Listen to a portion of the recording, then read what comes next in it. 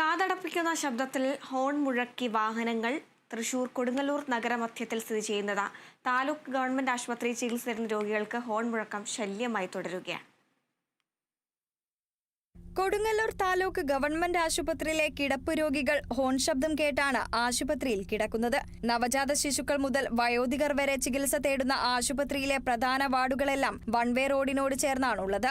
രാപ്പകൽ ഭേദമില്ലാതെ വാഹനങ്ങൾ കടന്നുപോകുന്ന വൺവേ റോഡിൽ ഹോണടി നിയന്ത്രിക്കാൻ നടപടികൾ ഉണ്ടാകുന്നില്ലെന്നാണ് ആരോപണം.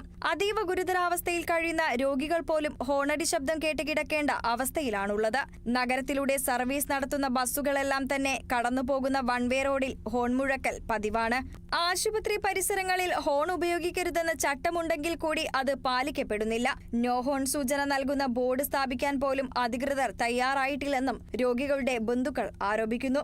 രോഗപീഠയോടൊപ്പം വാഹനങ്ങളുടെ ചെവി തുളയ്ക്കുന്ന വിധത്തിൽ ഉയരുന്ന ഹോൺ ശബ്ദത്തെയും സഹിക്കേണ്ട ഗതികേടിലാണ് താലൂക്ക് ആശുപത്രിയിലെ രോഗികൾ. അധികൃതർ ഇടപെട്ട് അടിയന്തര നടപടിയെടുക്കണമെന്നാണ് ആവശ്യം. Kerala vision news, Thrissur.